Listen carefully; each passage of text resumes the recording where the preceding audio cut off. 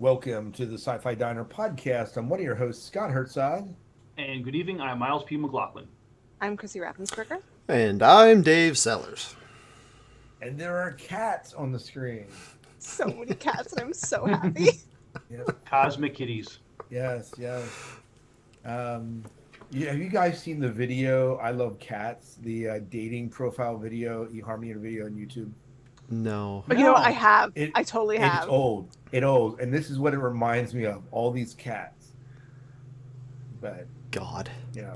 If you haven't watched it, it's hilarious. It's early YouTube, but it's hilarious. Huh. Yeah. But yeah, how you folks doing? Good. I mean, there are cats flying. I'm doing great. You're fantastic. Right? Yeah. Yesterday morning, I was at work. And there's the women's shelter and there's men's shelter. And I was walking over to the men's shelter. I forget who I needed to talk to real fast. But in the morning, I'll stop and talk with guys as they're heading out for a smoke. And then I was literally mid sentence, and then a stray cat jumped up on one of them, and I was like, cat, instantaneously I'm sorry if I'm talking to you and there's a cat involved. I'm just gonna beeline right there. So I have a question. Have you ever played the cat video game? I have not. I played Skyrim, and there was Khajiit. No, there's a cat, and I forget the name of it. There's so many video games with cats. No, hang on. I mean, you're going to narrow it down. Kiefer! No, he's not. He's not in the next one. I will find out and let you know. Because it's literally a playable, and it's you play as a cat. It's a futuristic world. Okay, that's still not narrowing it down, but we'll get to it. Yes, we'll get to it. I will remember. Anyways, how you folks doing? And I guess what are we talking about tonight, Miles? So a lot of news in with the actors and writers that make our science fiction. They're on strike, so we'll just have a little conversation about that. We've watched the movie Inner Space. I think it was kind of inspired by Dave and I seeing Robert Picardo over at Shore Leave, I guess about a month ago now. But let me know where I'm going to let you know where I want to put this movie. Oh, okay. I can't wait to hear what you Does think it about involve Robert Picardo's ass again? Well, I mean, we'll get to maybe that, that's what folks. he whispered to her. Who knows? we'll get into something that he's very proud of when we talk about it. So all right. We'll talk about what's going on in our sci-fi world, and that'll be our show. Cool. Sounds fantastic. By the way, the name of the video game is called Stray. Came out in 2022. Okay, I have heard of it then. Yep.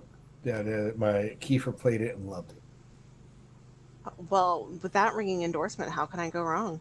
I know, exactly. All right, well, let's find out a little bit about what's going on in your folks' world. And Dave, can we start with you? What's going on in your sci-fi world? Absolutely. Loving Strange New Worlds.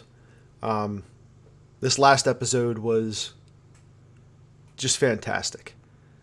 Again, I don't know how we get a show in the Star Trek franchise this good and another one that is just dog dirt. I don't, in comparison. I don't know how that happens. But, hey, I'm loving every second of it. I can't wait for more. My wife and I watched the Flash movie. I didn't hate it, but I'm also not tied to comic books and things like a lot of folks are. It was entertaining, and the only reason I really wanted to watch it was because Michael Keaton was Batman again, and that is my Batman now and forever. So I was thrilled to see him back in the cave. What did you think of the little cameo scene they had? That little time trippy when he starts seeing. Well, you see Nicolas Cage. Oh yeah, Nicolas Cage's Superman. That was hilarious. I loved that. Yeah. Mm-hmm. And then they bring back freaking what's his name? Christopher Reeve. No, well, Christopher Reeve was pretty cool. That was neat seeing They bring him. back everybody. They bring back everybody there.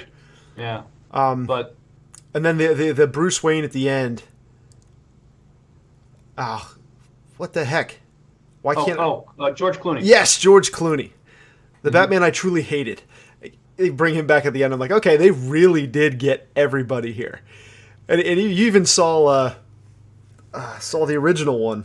Why can I not remember names today? Adam West. Adam West. You even saw him briefly in there in the time worlds colliding or whatever. But yeah, very briefly. I think you could probably find it on YouTube. The whole.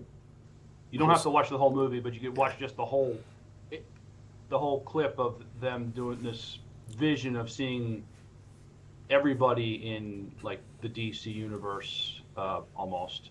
Even the cartoon versions? Not the cartoons, unfortunately.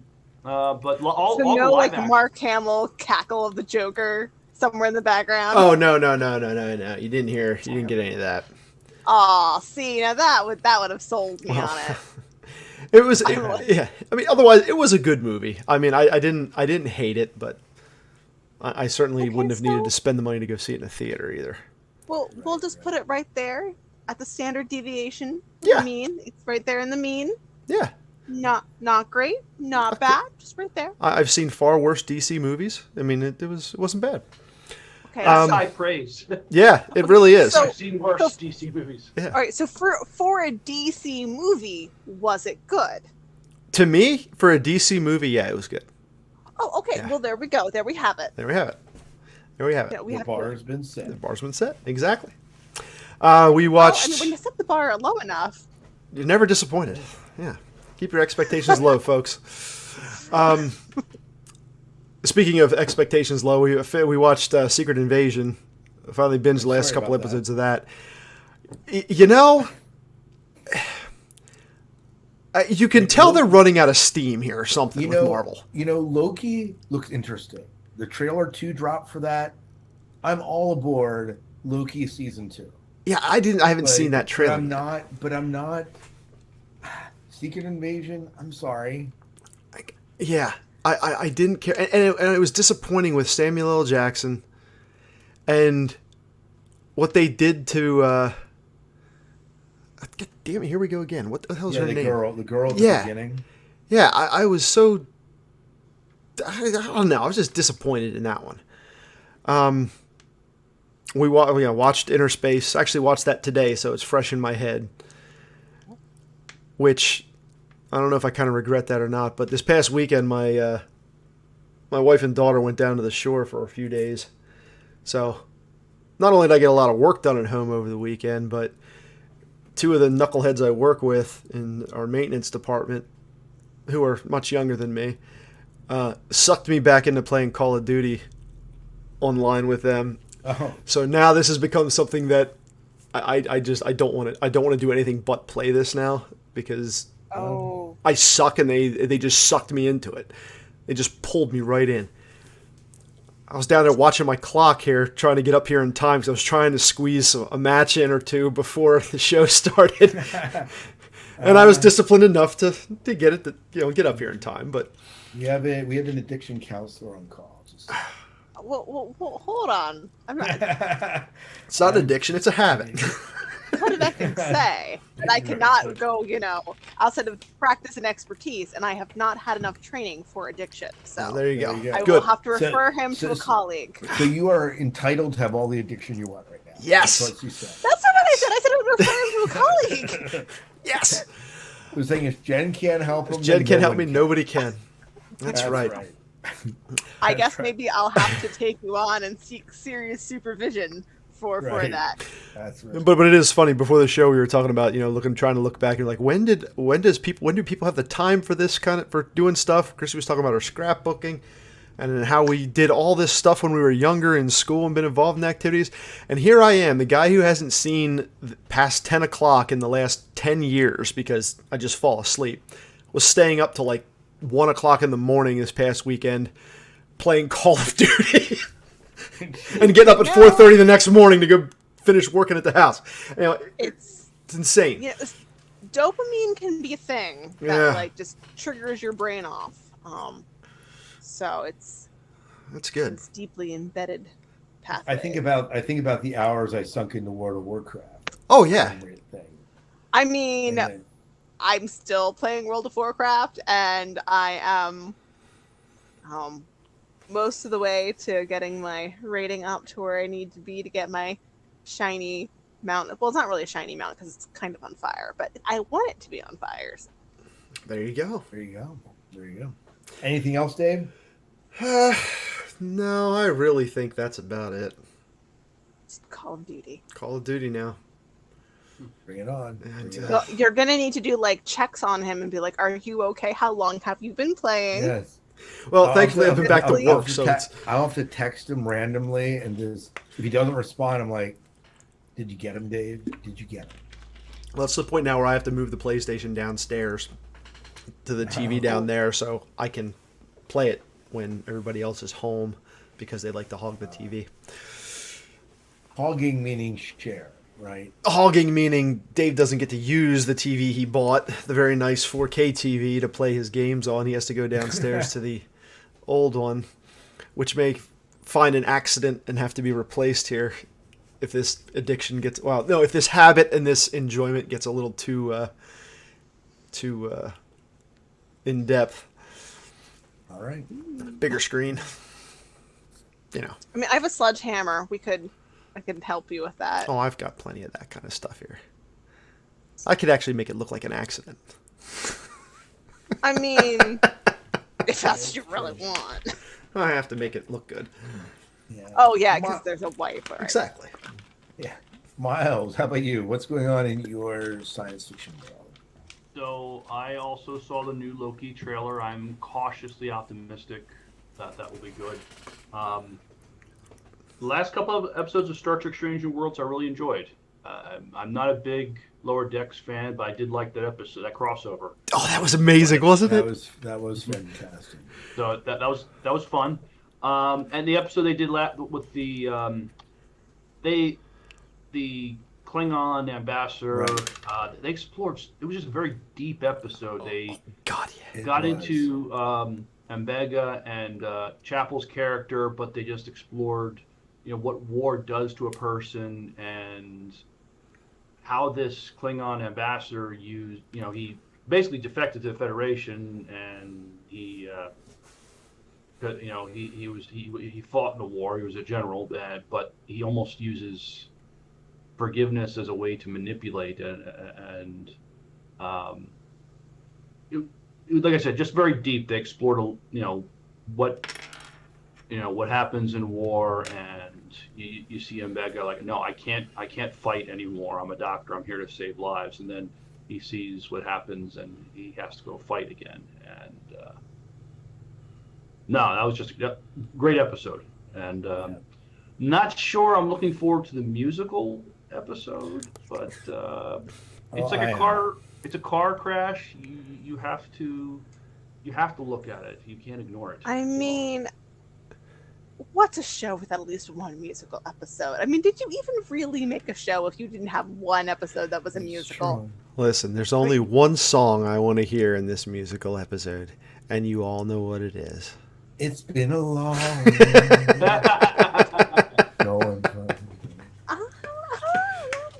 not feeling that one. So, yeah, if that does not appear somewhere in the episode, I will be disappointed. And then we will have created. Do you remember? I don't like. I think we are the reason that this episode exists. Remember? Yes, Dave? I remember. Dave, you pitched this 2 years ago. Yes, when I you were remember talking this. with Discovery's doctor, we were interviewing him, and you were like, Star Trek the musical. Yes. And finally, now in Strange New Worlds, we're getting. We will take credit for this. If it's good, we'll take credit for it here at the Sci-Fi Time. If it's bad, we'll still take credit for it. Right? Exactly. It's Star Trek. You're talking about us then, right? Yeah. That's right. You're like, of course. I would totally laugh if our names appeared somewhere. Yes! we should get an IMDb credit for that. I don't need it. You have an IMDb credit. What are you talking about, Miles? Well, I'd like to get another one. You'd like to get another one? Well, yeah. He now has a list of ones that he wants. Right. It's not enough to just get one. It's like, when you open a bag of chips, you're like, I just want one, and then 5, the whole bag later. So the musical episode you're looking forward to, Miles? Got it. Oh, yes, very much so. Very much so. And what else is going on in your sci-fi world? I watched Secret Invasion, and Dave, I'm with you on that. I'm not sure what to do with that. Yeah. I thought I'm trying to think. Okay, well they try to maybe explore what's going on with Nick Fury a little bit, but yeah, I'm not sure. MCU is having a hard time. That's what they as far as come up with some new material, and I'm hoping maybe Loki will redeem that franchise, and there's other second seasons maybe they could do something with, but yeah, I didn't love it. No. What else did I watch? I watched a Batman animated movie called The Doom That Came to Gotham. What they did was it was a one-off where they reinterpreted Batman taking place in the 1920s during Prohibition, but it was also very dark. It was very mystical with the kind of stuff they're doing. So I thought, okay, going back to 1922, they've done Batman before. They did Batman Under the Gaslight, where Gotham City is in England in the 1800s, well, maybe late 1800s or early 1900s, but tried to put Batman in a different and the universe in a different time period and explore that, and they sort of did that with this also.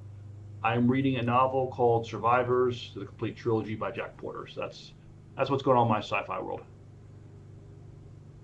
Nice. Chrissy, how about you? What's going on in your science fiction world? Well, as I mentioned earlier, I was doing a bunch of Mythic Plus last week just because the season is gonna probably wrap up, I'm gonna say like probably end of September, beginning of October, so I wanted to get that done for my shiny mount. I started watching Picard a little bit because that's homework I've been procrastinating on. Watched Inner Space for this. I did finish Starbringer. Really not impressed by it at all. Then I read Witch King by Martha Wells and just started Lightbringer by Pierce Brown. So that's book 6 of his Red Rising series. So I'm excited to see that come out. It came out July 25th, and then I had a library book or two that came through, and I was like, well, I guess I'll read these library books and then I'll read that one. I'm trying to think what else I was doing. Oh goodness, there's something else there.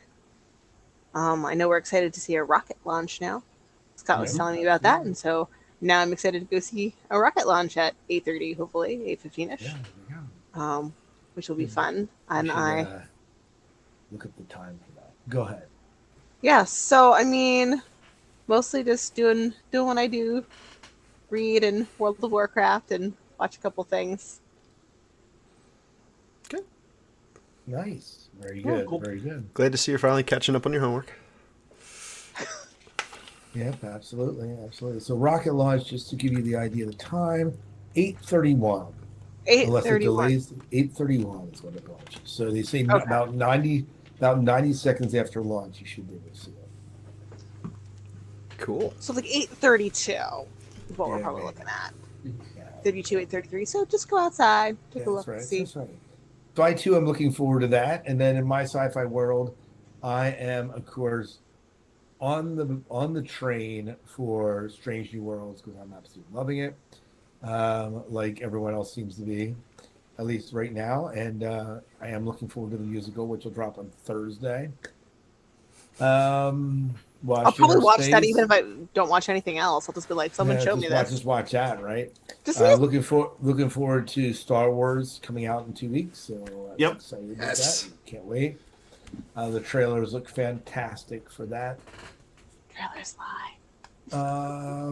Not What bad. else? What else am I looking forward to? Oh, the other thing I'm watching Good Omens on Amazon Prime. I love the first season. I talked about it here, and they just dropped the second season. And like Amazon does, they dropped the complete season. But I'm only up to episode 3. But Dave Tennant is fantastic in it, and so is John Hamm from Mad Men, just fantastic in it. And Did you read the book? so I've never read the novel, and it's Okay. actually the novel was season 1, so they're like off novel now. Okay. So, I mean, like I've heard good things about it, but I'm always very tentative when I've read It's something. you said tentative in a David Tennant. I see. That pun was not intended. But effective See, nonetheless. You did it again. Uh, so Just tell dad jokes. It just happens. I know. So, anyways, I'm watching those two things. Just watched the EU League of Legends summer finals, and my team won, so I was stoked about that. G2, go G2. What else? There's been a lot of talk about my family. I'm going to see Barbie or Oppenheimer, and we've done neither, thankfully. And You don't want to see Barbie? Hey, look, if I get drug along, I'll go see it, for the wife factor. But I'm not. It's not like a movie that I'm really, saying, oh, I gotta see this movie. I mean, Kristen's not going to dress head to toe in pink and just look absolutely adorable. Now, Chrissy, you know my wife. So you tell me if you know the answer to that question. If you're worth the price of admission. We talked about Michael Keaton. I'd never seen it. This isn't sci-fi, but I watched The Founder, which is kind of the story of the rise of McDonald's. And Michael Keaton was the main guy in it. And an absolute bastard, which is kind of, I guess, the purpose of that. And then other than that, what am I watching? What am I do? I'm continue reading through the Dresden Files. That's kind of my my caveat and kind of what I'm into. Oh, is it on Paramount? There's this new military thriller with Zoe Saldana and Jeremy Irons and Nicole Kidman. Lioness or something like that? Yeah, so I watched 15 minutes in, I'm like, not for me, I'm out. But I was impressed with the cast, which had me wanting to see it. But I just didn't give it a fair shake. Yeah, so there you go. Sometimes you can get into something and just go, this absolutely no, not working. Not for me. It's fun, and maybe one of you will say I watched it and you really got to give it a better chance, and I will be totally. But it wasn't for me. So. Kiefer's here telling me that Chris has been raptured, so she is no longer with us. So. Oh, well, I guess you're not going to see the Barbie. So I don't have to go see Barbie. That's great. With the rapture gone, I am a free man. Free man, don't have to do that. Hey, I was talking about you earlier because we were talking about Stray. I was trying to convince Chrissy to watch Stray, to play Stray. Oh, you could. It's really good. All right. You will cry. Oh, I'll cry. You will cry. There you go. You will cry, according to Kiefer, for those of you who can't I mean, if something bad happens to Stray Kitten, that probably would be... Yeah, I probably will cry. They incessantly murder cats in this video. I'm just kidding. They do not do that. They don't do that at all. But, I think they make more games. Gotta keep those strays up. Yeah. All right. Yeah, so very good. I think that's good. That's what's in our sci-fi world. And but we had, there's been a lot of talk right now about the writer's strike. Yeah. And particularly it really bears, why talk about it in a science fiction show? Well, I think there's a couple of reasons. Obviously, we watch these shows and they're impacted by this, right? But I think the other side of it is what's causing this strike is kind of science fiction related, right? So who wants to kind of get the discussion going here? I know I was casually paying attention to the chat scrolling by on Facebook when you guys were having it. But let's go ahead and talk a little bit about that because I think it's worth delving into, at least mentioning. So explain to me first what the deal is with this strike, because I'm not paying attention to this at all. I could honestly care less. I have no idea. So it is about, but there is an element of a science fiction that has entered into the conversation, which is they want to be able to pay an actor, basically for one day of work, and capture their voice, their likeness, their movements, and everything using artificial intelligence and then I guess just CGI them into like background or just be able to use them as CGI and give them no more control over their physical basically person. And I could imagine in such a scenario, let's say I, give them that day of work and then maybe I want to go and work someplace else or do like, they're not going to have to pay me. And I, for my skill, for all of the work and things that I've put into becoming this actor, I get paid one day of work. That would be like if someone followed me around for a day at my job as like, say, like a therapist, not that I'm in that role right now, but let's say, and then just made an AI Chrissy the therapist, and then I never got to work again, even though I've put all this time and effort and, to gain skill and expertise. And what's very interesting for me is, we were looking at, in a lot of science fiction, you look at AI, taking over these manual labor jobs, like, we're going to program a maintenance bot and Dave would be the one out of work and then all of us can go pursue the arts. And that's not what we're seeing. I guess the Roomba just hasn't managed to catch up to you, Dave. I've got 2 robots that work for me right now that I absolutely love, but there are limitations to it. But yeah, okay. So, Well, I think, if my understanding, this really seems to be focused on the writers in particular. Or am I wrong about that? Well, you have two different strikes going on. You have the writer's strike, and then which a development in science fiction is AI. Right, right. And then what Chrissy was saying about the actor's strike, also AI related. They can Yeah, so I guess the AI for the writers, that they just want to be able to like feed tons and tons of script into the AI and just have it spit out script. Which that's not okay. We're gonna get absolute crap. Which is one of the reasons why I tell people don't support crap. But Right. yet that's 90% of what's coming out. You mean crap or AI? Crap. So Well, Depending on your point of view, I guess. I think the issue that what I see them calling for is not for let's ban all evidence of AI out. They're saying use it for research, use it to develop ideas, but allow the writing to still be the human thing. But for me, as AI progresses, because we're kind of in the infancy of this, right? Right. Chat GPT, and this is just that. As this advances, I think it's going to be difficult to distinguish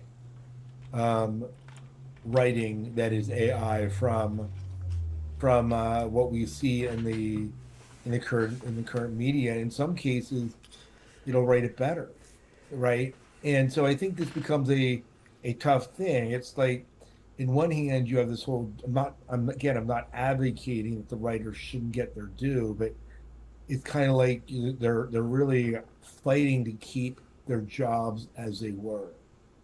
But this is one of these cases where eventually down the road, I'm not saying this year, next year, whatever, but eventually down the road, I could see this being that writing as we know it, it's going to be more important for them to know how to ask the questions, how to guide the AI in writing the script than it will be to actually write the script. I can see that coming down the pipe.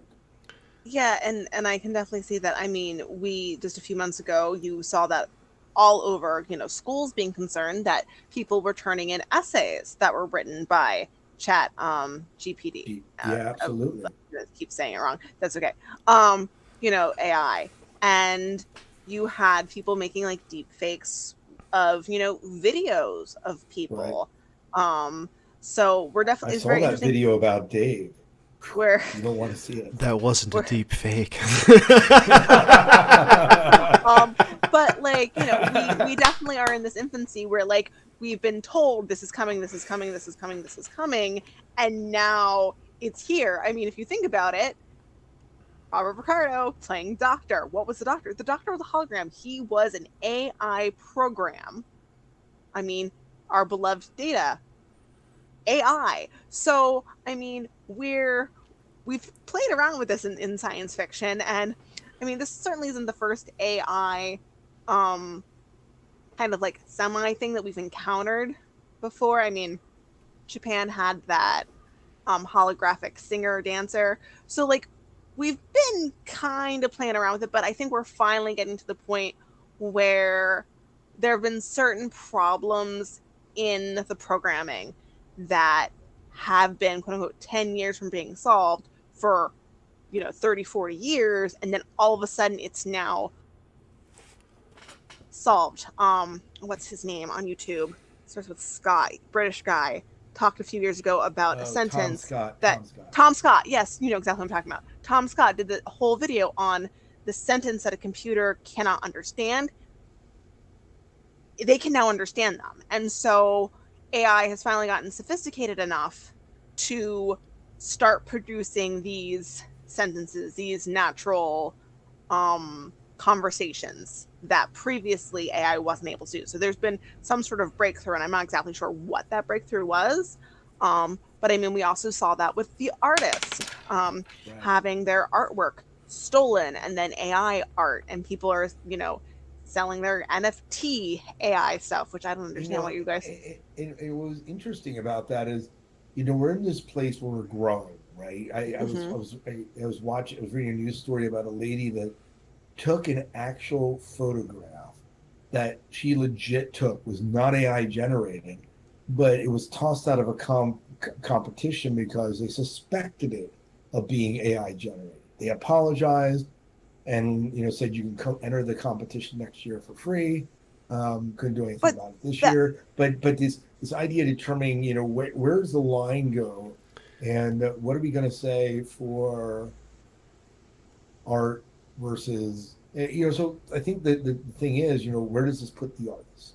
Where does, and I'm using that in the most broad term, the writer, the painter, the sculptor, the musician. If we can begin creating all this stuff in AI, where do they go? And I think that part of that answer in my mind is people are still going to make art. We've done it for thousands of years. People will generate their art. It's just a question of whether people will buy it. If they can make money off of it, I mean, if people will be willing to pay writers or artists to produce art, I mean, artists will have to either do it for free and have a job on the a job on the side to make a living, or have somebody support them to create It's this. it's only a matter of time too before, I think maybe my bigger concern is where, I go to Penn Manor and I'm teaching and a student gets pissed off at it. All right. And so what does he do? He generates a deep fake of Herzog in some porno, right? And suddenly, the administration, has to deal with that in a way that would say, okay, that we gotta, put him on academic leave, and it creates issues with family, trust. I mean, once that hits the media, even though we have this society where you're innocent until proven guilty, in the eyes of the media, you're guilty, right? I mean, it's just one of those things. And so, I think my concerns is maybe along those lines more than the others, but that's a valid concern. These are very valid concerns. Like people going on like YouTube and like taking, video, like right now, I think Dave is, doing video recording, and God only knows what people will do with that. Although I think what that would they make Jen say? I know. And I say so many crazy things, people might believe it. That's right. I edit most of it out, don't worry. I graphic over. But there's a lot to be said here. So for me, I've been watching this strike, not just because it's a writer strike, or because it's affecting the shows or things like that. It's just been very interesting because I know that some of the ways by which they come up with the answer of how to deal with this new technology, at least until the next contract, may impact how other industries deal with this technology, other industries moving forward, because it's kind of setting this precedent of, this is how we will interact with this technology in a profession. Is there, am I going to be, at some point tasked with, there's this therapy AI, and my job is just to review the sessions and make sure that the AI isn't telling people things that are psychologically harmful. And maybe my job is just to audit AI sessions. Those things are going for, hours and hours and hours, and it's literally just pulling random sessions, and I'm sitting there and I'm auditing it just to make sure that the AI is working and doing its job. And maybe that's a job that I end up doing, and, maybe it makes me lots of money. I don't know. But then that would be one way to solve the therapist shortage that we have in this country. Is that something that is a good thing? I don't know. I don't think that it necessarily is, because research has found that it's the relationship, that therapeutic relationship, that really has the healing. The human component in your job, I think, is very important. But then I have people who I've known who say, "Oh, I don't want to go to therapist. I've been talking with this chat, AI, oh, it's chatbot, yeah, or something. This like chatbot, yeah. And I feel much better for talking with them." And I'm like, I don't think that that's really going to solve the root of your issue, but tell me a little bit more about that, just Right. out of curiosity. But who knows? Maybe somebody makes something and it works for people. I don't know. This is why, and again, as technology develops and everything, the economy and professions have to change. I mean, the invention of the automobile sunk saddle makers, buggies and wagon manufacturers, wooden wagon wheel. Those guys all went to the wayside because the automobile came. Or they became obsolete. They became Amish. It becomes obsolete. So it's going to change. Now, right. I am also saying that coming from the point of view that I firmly believe every bit of AI technology and research and data and everything that went along into building this and creating this needs to be gathered up, burnt, destroyed, and sprinkled out over the ocean or launched into space away, because humanity right now does not have the philosophical, moral, or intelligence to control this when it starts to get out of control with them. And if it continues to learn at the rate it does. We don't even know how it works. Exactly. We don't know how it works. You are playing with something right now that could spell disaster for the entire globe. I mean, we've seen that, and that's not me just quoting movies and looking at all that stuff.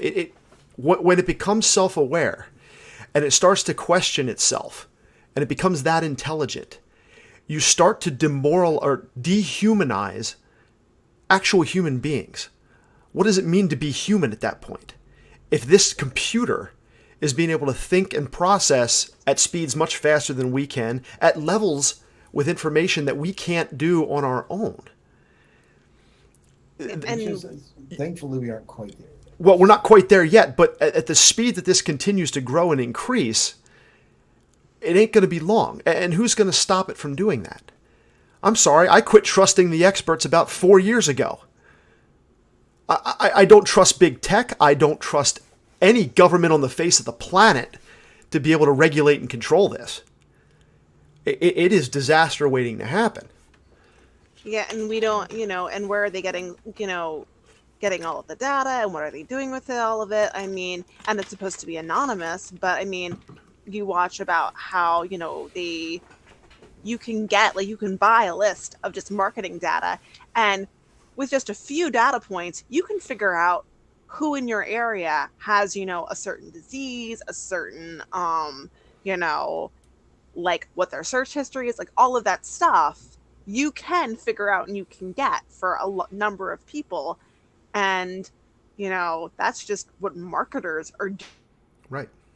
doing with it? Who knows what what a computer is going to be doing with it? And you don't even know. I mean, Age of Ultron. I mean, 5 minutes on the internet and he decided we all should die. Right.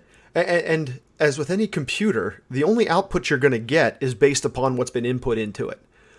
Well, who's inputting what into this? What agenda is this? What agenda is whoever's programming these things into putting into this thing? And what's it going to do? Scraping the internet for data, what data is it? What data is being scraped into it? And I agree with that. And I think you need machines that are unbiased. Like the earliest, I remember the earliest incarnations of this, them talking about struggling with racial bias, right? Maybe in the most simplistic, but it becomes also then belief systems that go into that, and how does that reflect it, and should it be reflected? And it becomes, and then of course, if you get into the politics, you get into the right agenda or the woke agenda, right? You look at all these different things as which side is being pushed in this as we look at stuff. And ideally, it would just be an information machine without bias. But I mean, we as humans are biased.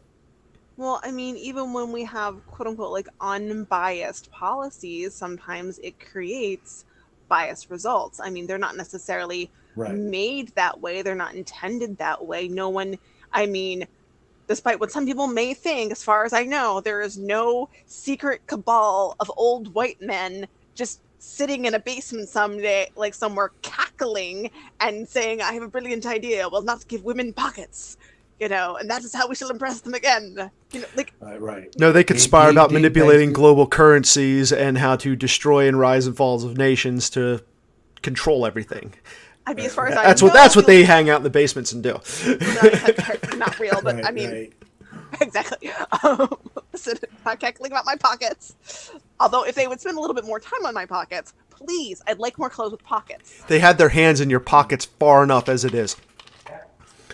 Oh, maybe that's why I don't want them. Yeah, exactly. Maybe you don't want their hands in you your don't pockets. Want their hands in your pockets. That gives rise to a whole different issue, Jen. Yes. Oh, okay. So that's why I don't have pockets. All right, I guess. It's for your own safety. My own safety. That's right. Apparently, that's why they didn't give you pockets. I appreciate them considering me and my person in such a manner.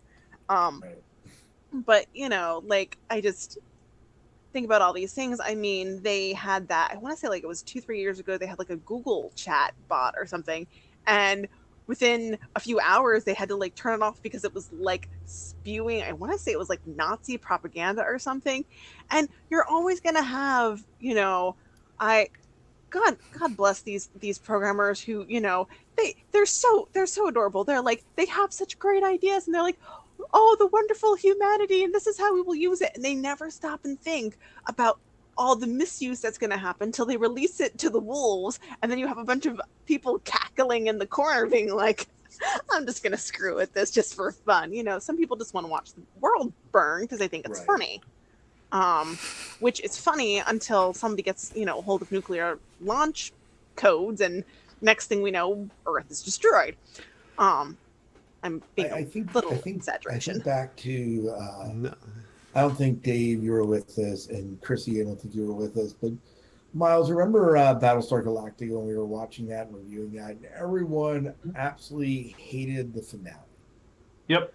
And it was one of my favorite finales. You go to Earth to start over, and the eeriest thing is the end when you see Gaius Baltar and Six,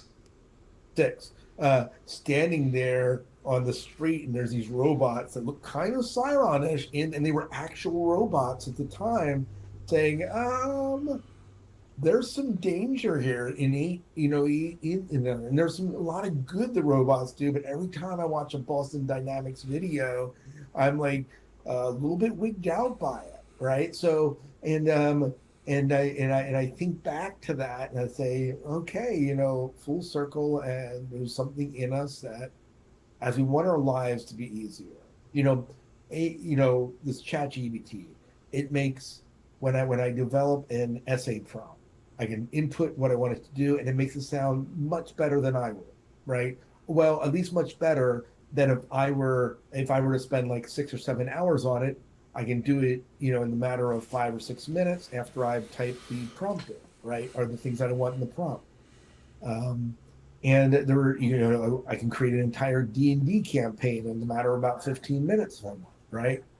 And so there are some advantages to it, but then there's the flip side of that, right? And I think this is the balance, right? And this is what science fiction kind of investigates. It tries to draw light.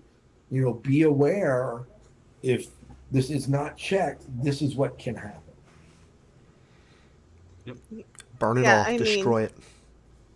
Get rid of I it. do know of someone who is an artist, and he does use some AI generators, but he uses it as almost like, as like a prompt for himself to like get himself going, get some of the juices. Sometimes it's to like look at how something may look as a design, and it's just kind of it's almost like a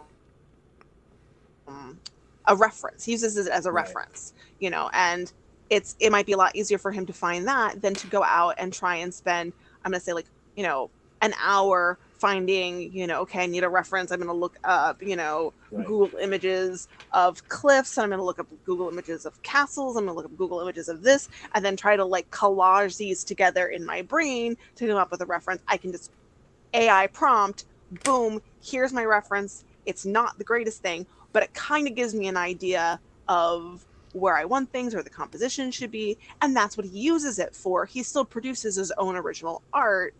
So, maybe the essay can be useful. It's like, okay, it's going to help me organize some of my thoughts, and then I'm going to go write it. That may be the way to use it. But like, there's still got to be that element of human spark, human ingenuity. But I think, like, by and large, unless you're forced to practice that way, like, and practice that skill, how are you going to develop it enough to know how to use the thing as the prompt? Like, if I use the art as a prompt, like, I'm probably going to continue to produce crappy art. He uses it because he's an expert who's able to use it in a good way. But that's just art. That's not, am I going to feed a whole bunch, like, am I going to get a whole bunch of applications, detailed lists of, information from people who are experiencing homelessness and feed it into an AI and figure out like which people get help and which people don't? I think my whole issue is this whole idea of using it as prompt and as inspiration. It's fantastic in paper, but I know people. I know that we are inherently lazy, Yes. and we want to use the easiest. We want the easiest way out, and so this is probably my big concern. Yeah, and it's a legitimate one. I mean, so the question becomes, do we stop it or do we adapt? And this is the big thing. And if we adapt, it becomes like the horses, right? The saddle makers, the shoemakers, the shoers for the horses. So you have to maybe do we become gatekeepers of the AI rather than trying to avoid the AI? I don't know. My only problem is that this is, back even to my other analogy between, the wagon and the automobile. I mean, while it's a technological gain, this is entirely different than anything we've had before.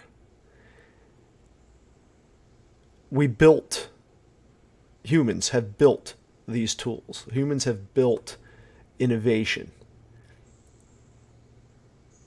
We do a bit with AI. You still have to program the computer, but at some point, when this thing reaches some level of potential where it can start writing itself.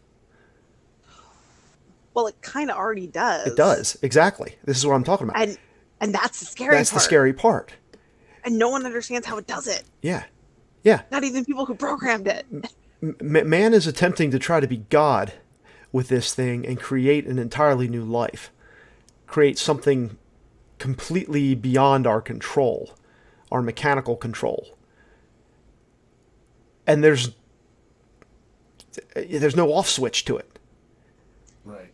And I think a lot of people will have the argument that, yes, we in the United States could, or the West choose to turn the off switch and say, you know what, no, this isn't right. Doesn't However, matter. you're going to find a lot of people who are going to say, yeah, but the Russians are going to have this technology, and so we need to have it because they're going to have it, and the Chinese are going to have it because and so there's not an off switch.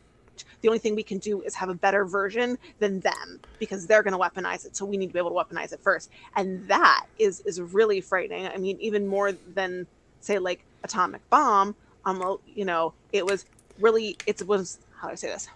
It was really big.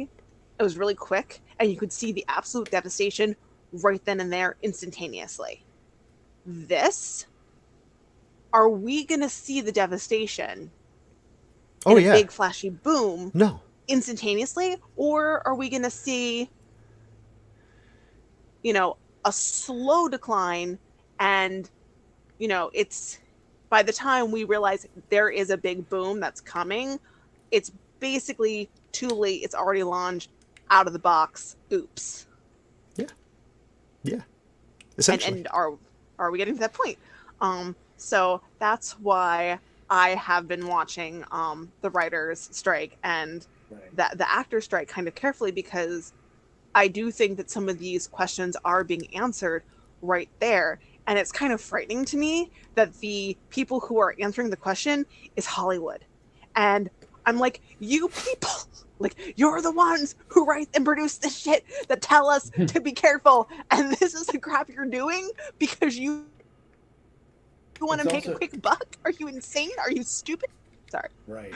And it's again, it's big corporation, right? It's big corporation, and it's the writers, in a sense, are the little men on the totem pole when it comes to the big corporation. And they what's don't gonna care. make it what's going to make the biggest, the quickest, the cheapest buck for them. And if AI is going to do that and going to do it as well as a writer, then, and I don't have to pay them, enough to have a decent salary, then this is this is attention, right? And what was that trailer? I think Miles shared it like a couple weeks ago of, it was a trailer for a robot movie, of robots and humans like being at war or something, and there's like a boy robot thing. And I'm like, and I found it very interesting that it came out, that trailer dropped shortly after the strike started.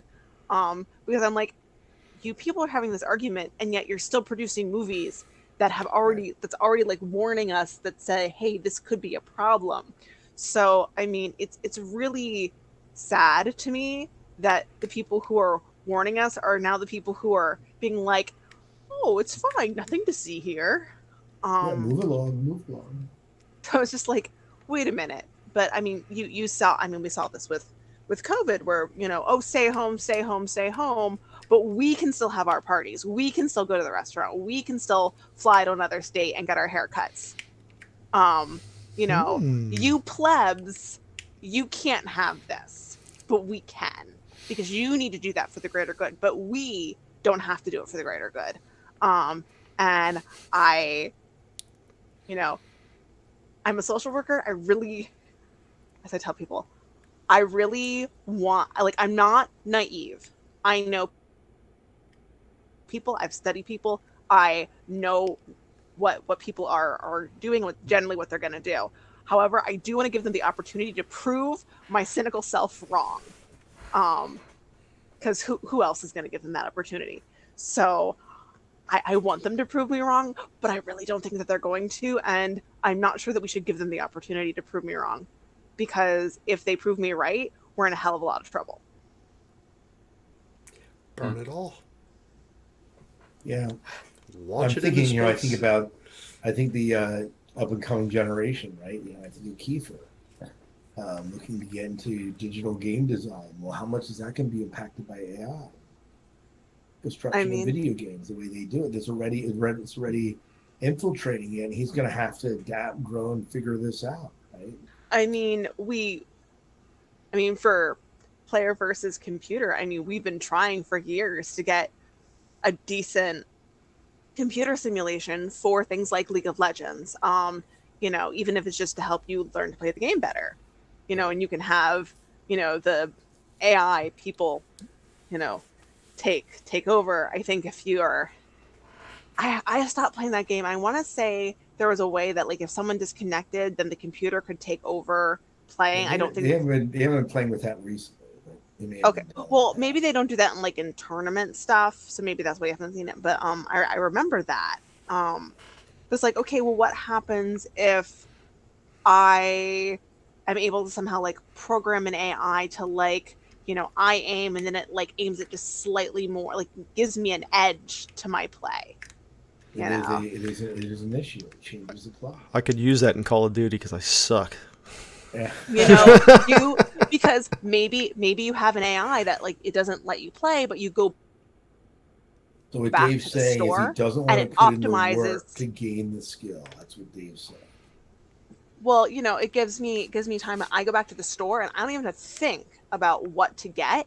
It just the AI just adjusts really fast based on what the other team is buying to buy the thing I need at the store in the equipment that I need to get back out there quickly, because it does take time to go into the interface, figure out what does the other team have, to what do I need to buy to counter that for my build, and have enough skill set to change up my build based on what's going on in the game to do that. It does take that's half skill the that your fun players out have of to it. do. Yeah. But if you have like say an AI thing that's running and you're able to just pop to the store and like maybe you're able to like pick it up real fast without even having to think about it, you're back in the game. That's seconds that count. That's the difference between your game getting your team getting a pentakill on them versus them getting a pentakill on you. Yeah. Oh, yeah. And it takes half the skill and fun out of it if it does that too. It does. Yeah. It does. But if you're playing for a tournament and let's say you're playing for money, scholarships, all of a sudden, Then be better. But you think to yourself, well, am I really cheating if I just let something get me to the store and pick it faster? Yes. Am I really cheating? The Yes. answer is yes. But you can kind of see like where someone might be like, Again. But that actually sounds like a good idea for the next time we do a retro movie review, like we're about to do here in a few moments.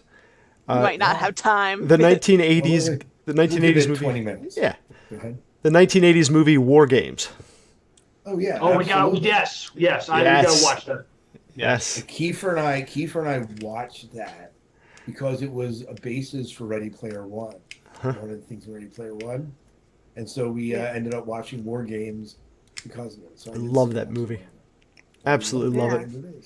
So Well, I guess talk inner space. Yeah, let's Yes. talk about inner space for about 15, 20 minutes here before we have to go. Yeah. Best movie ever. Better than Howard the Duck.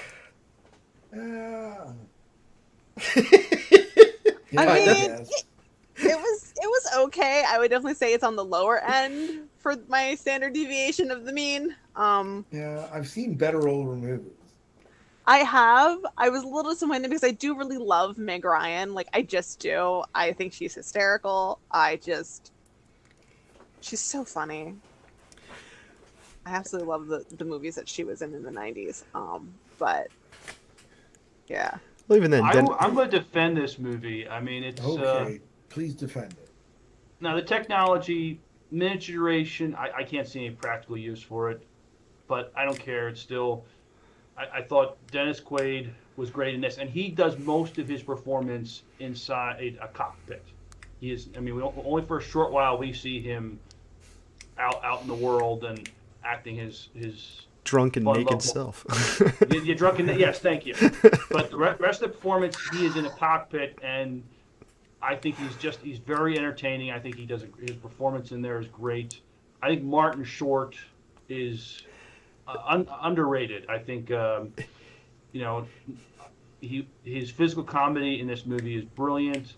I love his story. I mean, I try to find some human story. This is a sci-fi comedy. It's more of a comedy than sci-fi, but he finds his inner hero throughout this whole thing, and he needs a lot of help along the way. He's a hypochondriac, and he's trying to get treatment for that, and maybe going on a vacation might help. But then he gets Dennis Quaid shoved up his ass. I mean, Which Literally.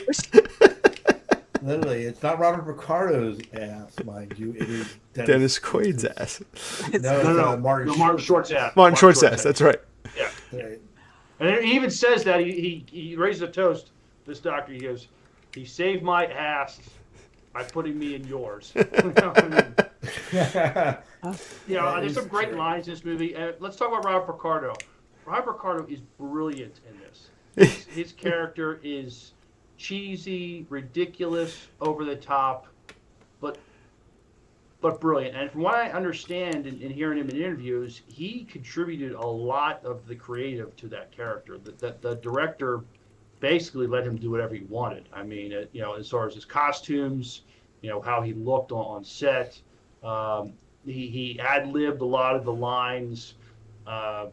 When Martin Short busts through the door, Picard says, "Don't come through the door, just come." I mean, that was him. Yeah. That was and we talked about Picardo's ass a little while ago. Well, he said there was some kind of, Dave, maybe you remember this. There was some kind of magazine of men looking best in bikini briefs or something like that. Because there's a scene where he's in bikini underwear, where he gets punched in the face by Martin Short. But so he I love Picardo in this. I just thought he was, this is a fun 80s romp for me. This was 87 it came out. I was 16, 17. I didn't see it in theaters. It didn't do great in theaters, but it had a second run revival when VHS. I was a fetus at the time.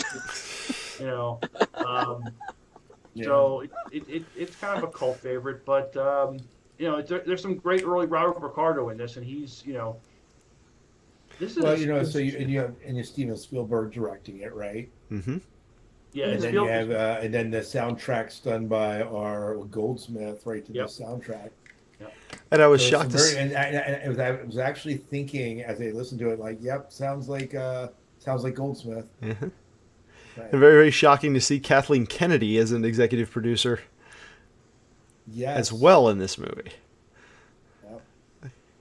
What else is it? No CGI. This is all practical effects. Yeah. I thought for its time. I mean, he's inside Martin Short's body, and for a brief while inside Melanie Griffith's body. This was just, to me, this was a fun. It was a sci-fi comedy. They don't make these anymore. I can't think of a sci-fi comedy, like this. That's kind of a one-off. Most things are a franchise now. That does both. I thought maybe they kind of hinted at the end there could have been a sequel because the cowboy, the cowboy hides the miniaturized bad guys in the trunk and drives the limo, and then you say that, but there is an Inner Space 2 that came out in 2018. What? There's an Inner Space 2. I'm Googling this right now. And it was probably not. It came out in 2018. It looks like it's in Spanish, number one. But if you look at IMDb, it's the same type of premise. Huh, okay. But let me see. There's not even a release date October 15th, 2018 in Spain. Oh yeah, Spanish. But it doesn't sound like it was. It was I don't know. It seemed like low budget, but it's a short. It's a short. It's 18 minutes long. Yeah. Oh, okay. I see. Interesting. Very interesting. So we'll have to watch that and review that in the later days. But anyways, go ahead. Yeah. Everyone's looking at Inner Space 2. Yeah. No, oh, yeah. So you got me distracted with flying cats and now Inner Space 2. What can I say? Yeah. No, 80s. So I'm going to be honest, like not my favorite movie. And again, part of this is the cheese factor. And yes, there's no doubt we are in the 80s here. When you see the way the actors are portraying their characters and the way it's coming off and the type of humor that was popular back then. Definitely. Yeah, it was interesting. It's for me because I was watching it. I was like, so I haven't seen like terribly many 80s movies. So I definitely felt like it was a child of its time. I don't think some of the things that they did then would fly now. Because Absolutely not. Like what? well, I'm not sure. It kind of implied that did he drive home drunk, or like the two of them drive home after like some serious drinking? Because it didn't seem to imply that they had arrived by a taxi. I think she drove. She drove him home. Yeah. But it also sounded like, I don't know. It sounded like they almost like were both kind of drunk. And I don't know. Like it just seemed a little off. Like it wouldn't be made exactly that way today. The relationship seemed kind of like toxic, but the way that it was played seemed like it was okay. Whereas today, I feel like you might have some of these toxic relationships, but they're played as this is not healthy. I don't know that the doctor would have been portrayed quite that way. And maybe again, it's a comedy thing. But there were You're just some probably right. there were just, like it's little subtle cultural things that just wouldn't be okay. Like it just wouldn't quite fly, and they would have to play it a little bit differently Right. in order for it to.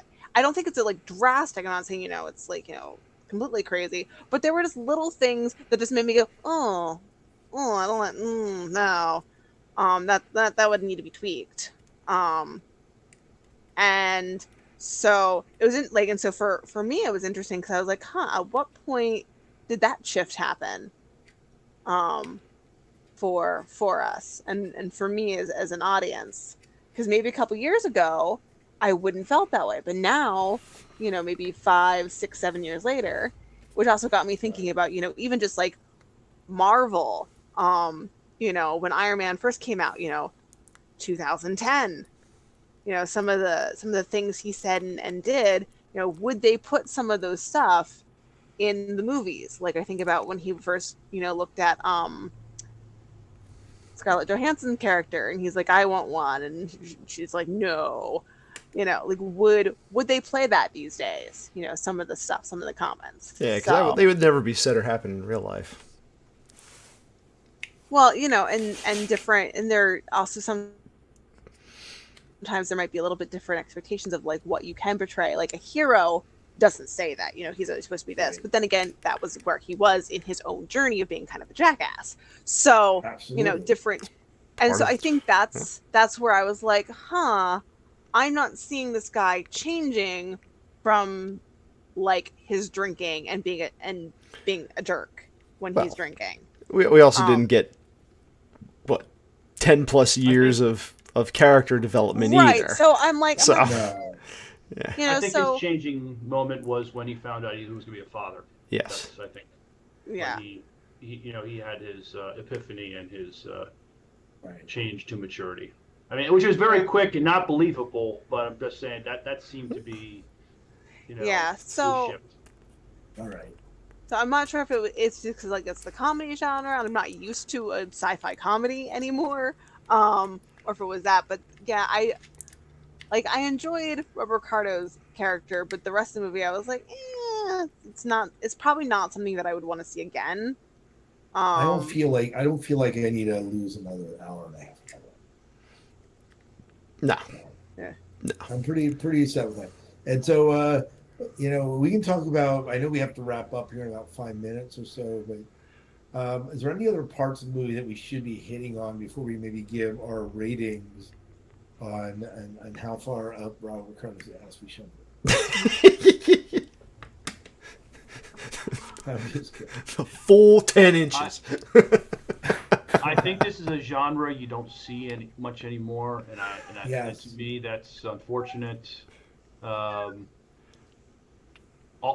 any kind of sci-fi comedy today is more coming out of a franchise, which I enjoy and love. Don't get me wrong, but you don't have any of these one-offs anymore, like Inner Space or Gremlins or Ice uh, Pirates. it's so it's a product of its time, and maybe because of Maybe Paul with Simon Pegg. I haven't The seen Yeah. Paul. the alien, Yeah. or like, would you say the Resident Alien was a sci-fi comedy in some ways? The TV show? I didn't see that.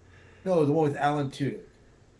Oh, Resident Alien. Okay. Yeah, that's a sci-fi comedy. I mean, um, But it's that's but it's a kind of series. close. Yeah. That's kind of close, and he gets away with stuff because he's An alien. he's an alien. He's not a human. He doesn't know how humans are supposed to act and behave, and he makes many social faux pas and mistakes and along the way. So, but no, as far as this, I mean, to me, it's a gem from the '80s. It's obviously it's not for everybody. You And know, that's I'm more fine. than willing. I'm more than willing to let you have this gem, Miles. Thank you, Scott. Well, so let's. So how are we gonna rate this? Out of 5 or out of 10?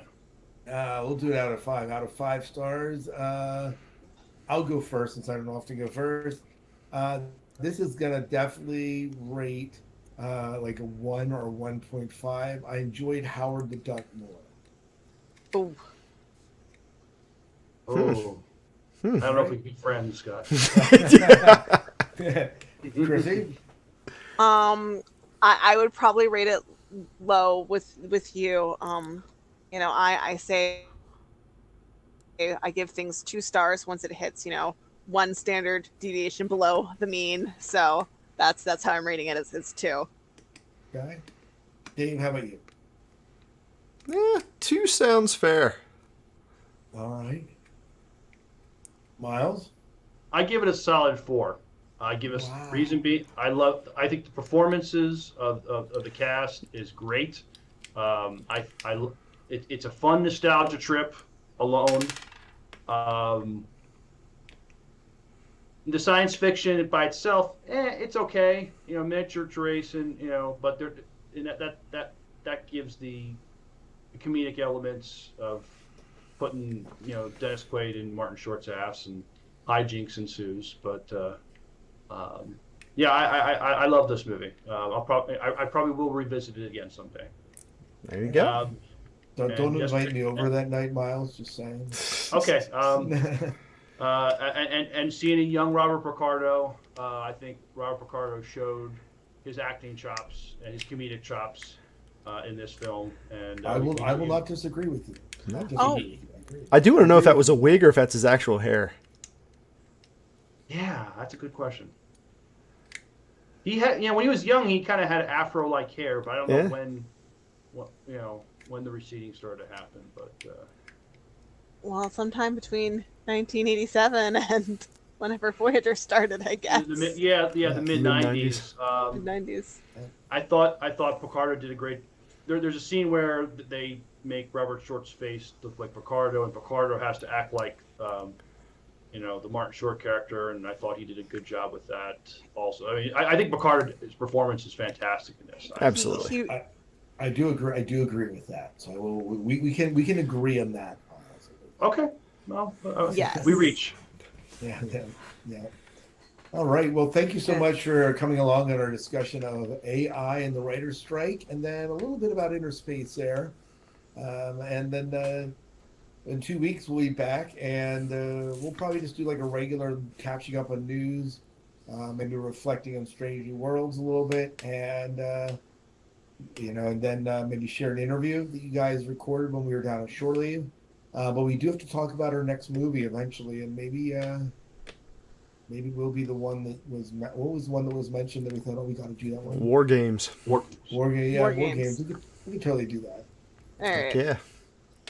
I posted in the show notes. I think there's a great discussion about the whole actors strike. It was done on the Delta Flyers. They had on Michelle Hurd, Armin Shearman, and Kitty Swink.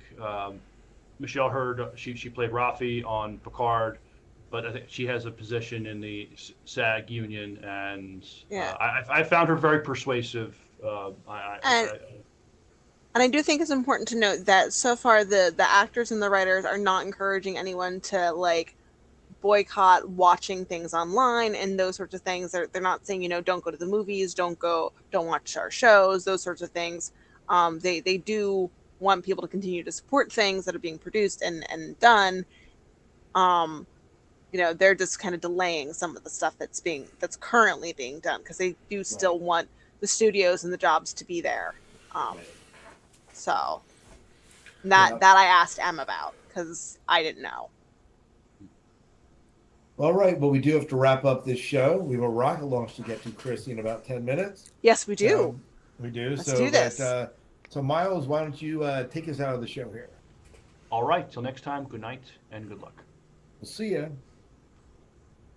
Leave your tips on the table. And go boldly to Sci-Fi Diner at Instagram. Ooh. And the Sci-Fi Diner Podcast on Facebook. And sci-fi-dinerpodcast.com.